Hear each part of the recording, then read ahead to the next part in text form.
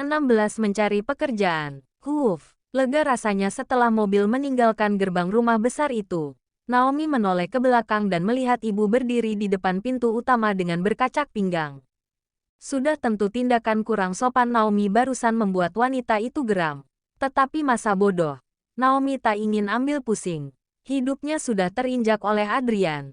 Ia tak ingin ada orang lain lagi yang memperlakukannya seperti budak. Aku bisa membayangkan wajah Nona Erika sekarang, ucapnya dalam hati sambil cekikikan. Bruno yang sedang fokus mengemudi lantas menatap Naomi dari pantulan kaca spion. Nona, sebenarnya apa yang terjadi? Kenapa Nyonya terlihat sangat marah? Mendadak senyum di wajah Naomi meredup, berganti menjadi sangat murung dan terlihat sedih. Bruno, sepertinya aku melakukan kesalahan besar.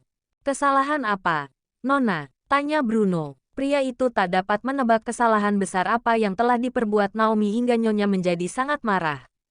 Sepertinya aku salah memasukkan bubuk merica ke dalam jus Nona Erika. Tuan pasti akan menghukumku. Apa? Saking terkejutnya, Bruno menginjak pedal rem mendadak yang membuat tubuh Naomi hampir terjungkal. Beruntung ia masih sempat menggunakan sabuk pengaman. Anda memasukkan bubuk merica ke dalam jus Nona Erika, ulang Bruno dengan mata melotot. Naomi mengangguk seolah penuh sesal. Apa kamu akan mengadukanku pada Tuan Adrian? Bibir Bruno terkatup rapat dan belum sanggup mengucapkan sepatah kata pun. Satu hal yang pasti, Nyonya Iriana pasti akan melaporkan perbuatan Naomi pada Adrian. Tidak, Nona, tentu saja saya tidak akan berani. Ucapnya cepat. Tapi Nyonya pasti akan mengadukan Anda pada Tuan. Baiklah. Tidak apa-apa. Aku akan menerima hukuman apapun. Ucap Naomi pasrah. Dan aku akan mengulanginya saat memiliki kesempatan lagi. Hehe. Dalam batin Naomi. Oh ya. Nona mau kemana sekarang? Naomi seketika teringat pada tujuannya keluar rumah hari itu. Ia membuka tas dan mengeluarkan selembar koran. Tadi pagi. Ia sempat membaca iklan lowongan kerja dan tertarik dengan beberapa pekerjaan yang tak membutuhkan ijazah. Pertama aku akan pergi The Keong Kembar Cafe. Di sana ada lowongan pekerjaan. Cafe, Anda akan bekerja sebagai apa? Pelayan. Jawaban santai Naomi membuat mata Bruno membeliak. Bekerja sebagai pelayan. Apa kata orang kalau tahu istri Tuan Adrian Marks bekerja sebagai pelayan? Pekerjaan benar-benar menyita perhatian Adrian hingga tak memiliki waktu untuk memikirkan hal lain. Bahkan ponsel yang sudah beberapa kali berdering diabaikannya. Adrian menghela napas panjang kala benda pipi itu berdering. Dengan terpaksa ia mengeluarkan benda itu dari laci. Melihat nama yang tertera pada layar, ia pun segera menggeser simbol hijau. Iya, Ibu, ucap Adrian sesaat setelah panggilan terhubung. Adrian. Kamu harus memberi hukuman untuk istrimu yang kurang ajar itu, desak ibu. Kerutan tipis terukir di kening Adrian mendengar nada kesal di ujung telepon. Ia sedang menebak apa yang telah dilakukan istrinya hingga membuat ibu begitu marah. Memang apa yang sudah dilakukan Naomi, Bu? Dia benar-benar wanita tidak bermoral.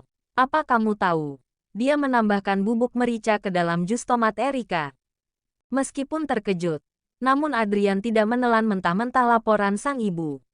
Bubuk merica, ibu yakin Naomi yang melakukannya. Dia yang membuat jus itu. Tentu saja dia menambahkan bubuk merica ke dalamnya. Sejak kecil Erika sudah tinggal bersama kita dan selama ini tidak ada seorang pelayan pun yang berani melakukan hal seperti ini. Adrian terdiam. Otaknya sedang berusaha mengurai sebuah kesimpulan dari kemarahan ibu yang meledak-ledak. Tunggu. Ibu bilang Naomi membuat jus. Apa Erika menyuruh Naomi membuat jus? Tanya Adrian ingin memastikan. Ibu terdiam beberapa saat.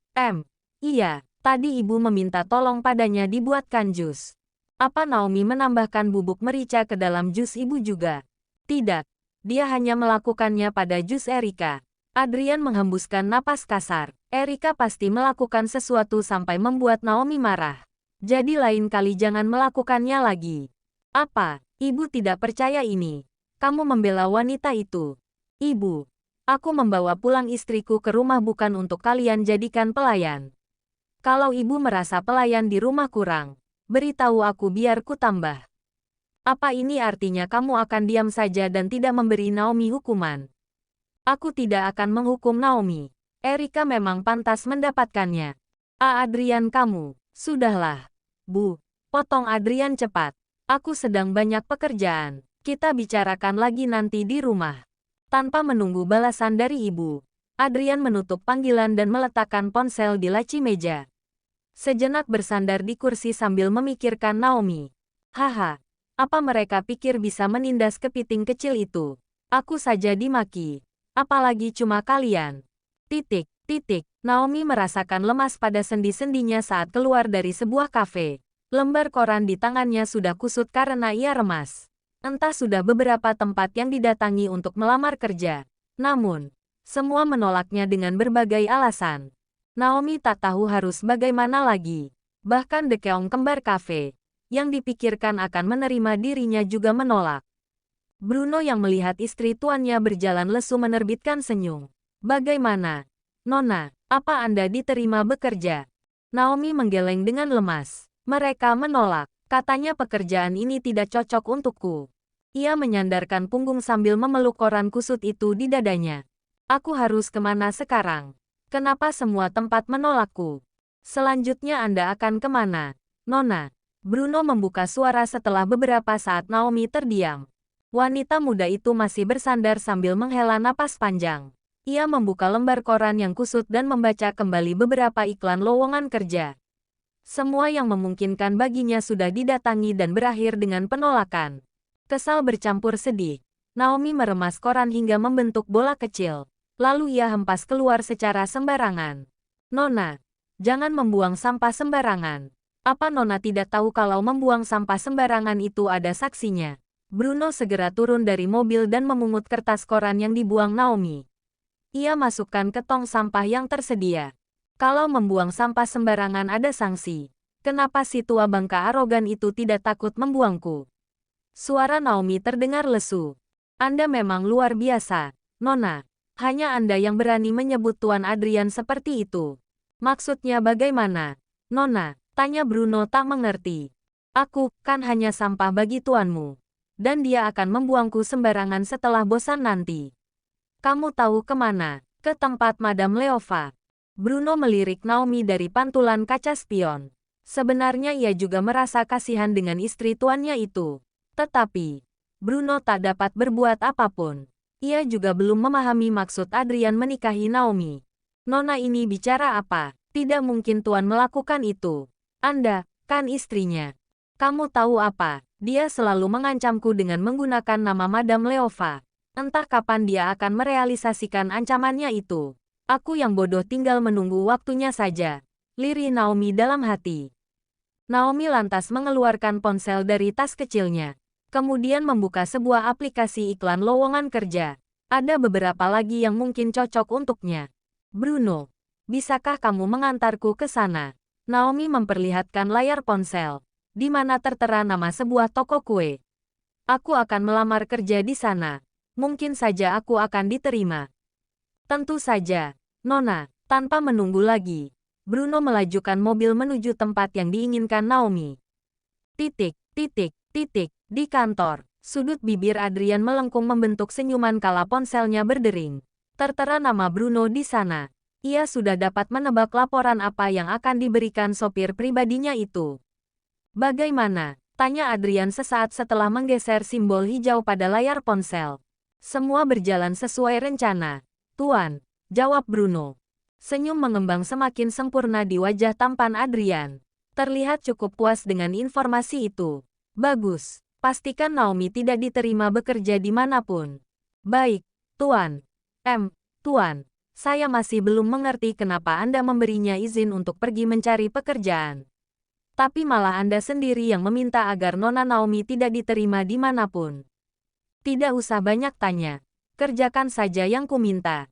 Sambar Adrian membuat Bruno menggaruk kepala. Baik, Tuan. Bukankah kasihan Nona Naomi? Dia pasti sangat lelah mencari pekerjaan di mana-mana tapi tidak ada satupun yang menerimanya. Apa yang sebenarnya Anda rencanakan, Tuan? Panggilan berakhir bersamaan dengan pintu kaca sebuah toko kue yang terbuka. Naomi tampak tidak bersemangat meninggalkan toko kecil tersebut. Bagaimana, Nona? Tanya Bruno setelah Naomi naik ke mobil. Ditolak lagi. Jawab Naomi singkat, lengkap dengan wajah tertekuk. Saya ikut sedih, Nona. Tidak masalah. Aku akan mencari pekerjaan sampai ada yang menerimaku. Ia menarik napas dalam, seolah sedang berusaha menyemangati dirinya. Tapi sayang sekali tidak akan ada perusahaan manapun yang menerima Anda, Nona. Tuan sudah memblacklist Anda dimanapun, ucap Bruno dalam hati.